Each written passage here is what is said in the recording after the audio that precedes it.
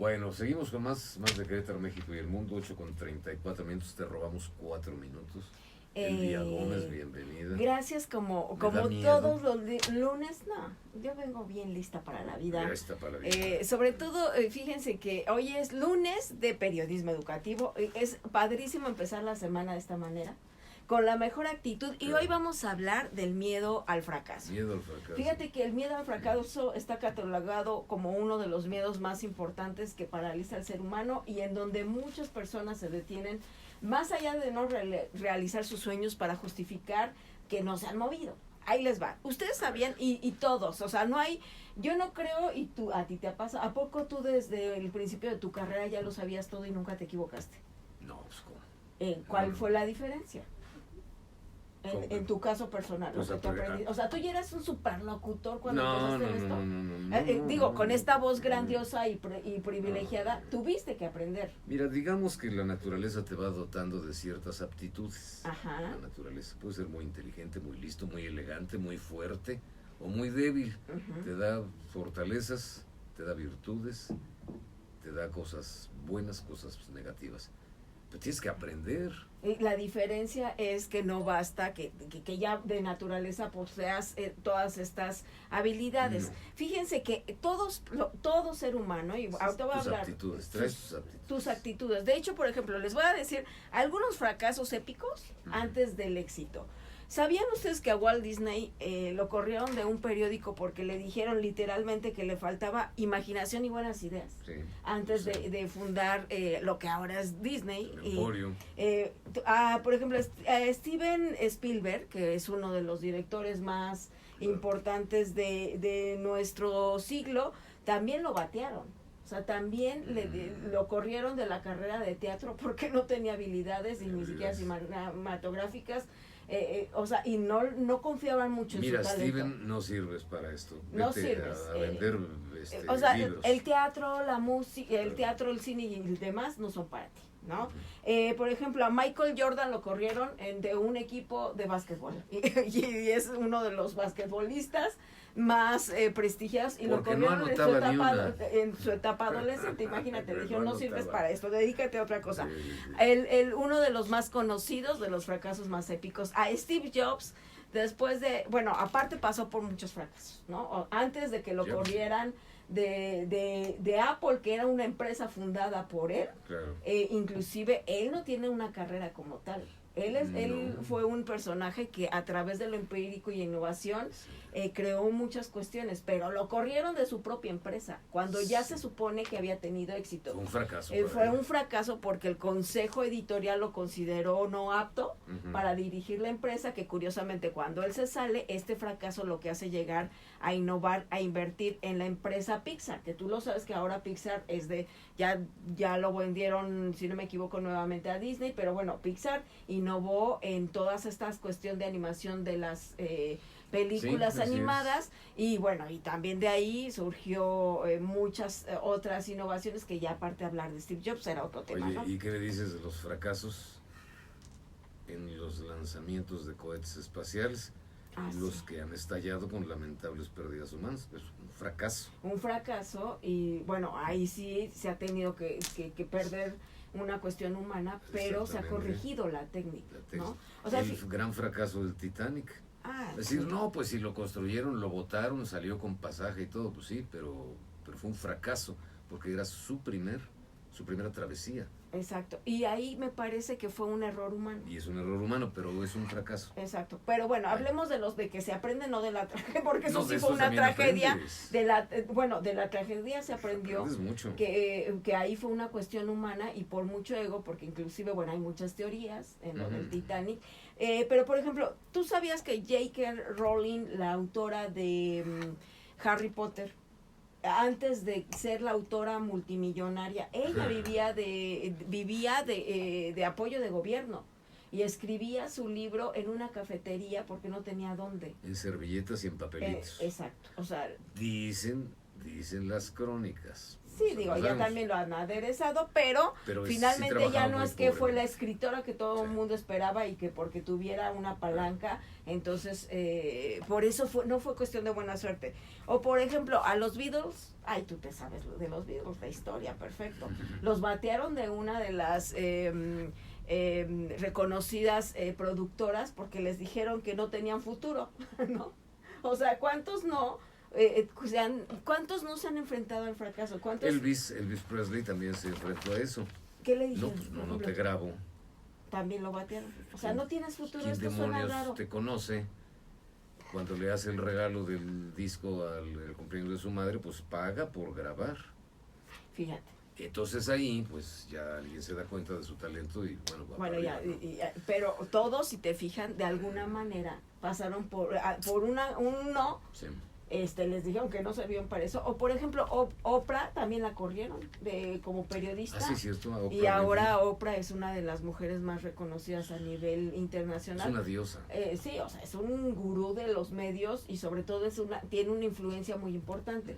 ¿Cuál es la diferencia de estos personajes? Y seguramente si a usted le pregunto ahí en su medio cotidiano ¿cuál sería tu mayor fracaso que te ha dado un impulso si lo has aprendido que es tu maestro? Sí, claro.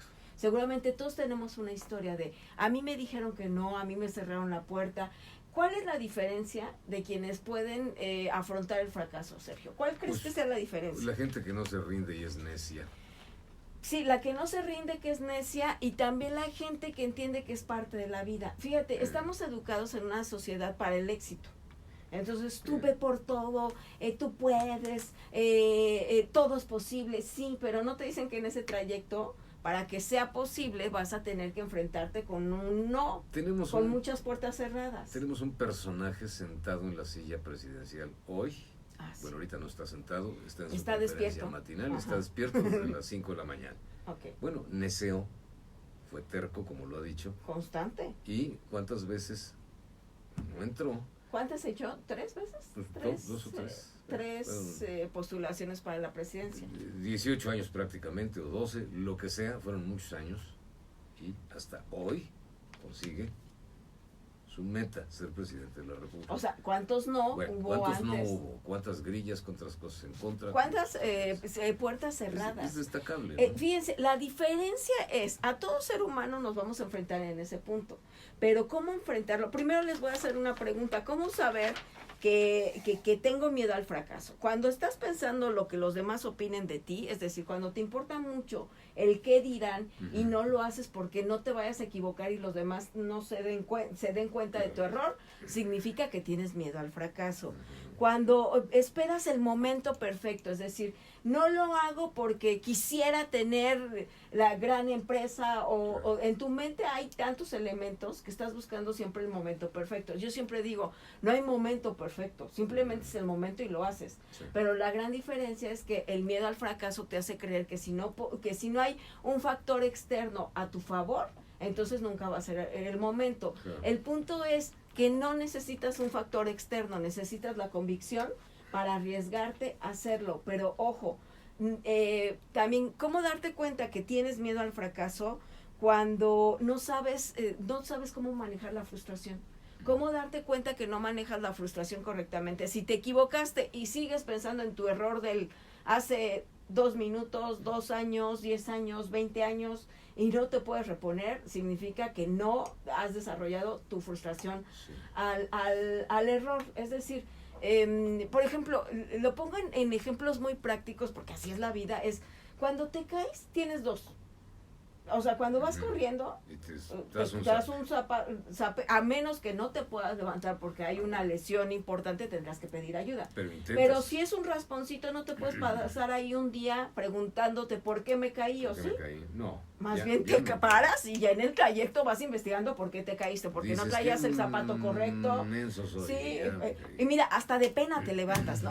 O sea, la verdad no sé si seas de los que por pena mínimo te levantas de, caray, y hasta te da coraje de este error. La bronca es que te paralice tanto que no te puedas parar. y que te preguntes tanto, pues ¿qué estoy haciendo? Ok, sí, pregúntate para aprender, porque a lo mejor no traías el zapato correcto, porque a lo mejor no era la técnica de correr la importante, porque no has ido a ver al ortopedista, que por ahí traes alguna cuestión de ortopedia, no lo sé. El punto es que la bronca es que no te has puesto a pensar que el fracaso es uno de tus maestros. Tú sabías, por ejemplo, esto me encantó porque eso sí lo vi en un video de redes, que comentaban que Da Vinci, ¿cuál fue el previo para que Da Vinci hiciera La Última Cena? ¿Cuál fue no sé, bueno, hay una historia previa sorprendente. Resulta que como era en ese entonces, era todólogo, y tú sabes que la educación no era como ahora. La educación era ve, indaga, investiga, aprende y lo haces. Entonces, como era todólogo, le encargaron hacer una gran cena. Su sueño era hacer el pastel más grande para una boda que le encargaron.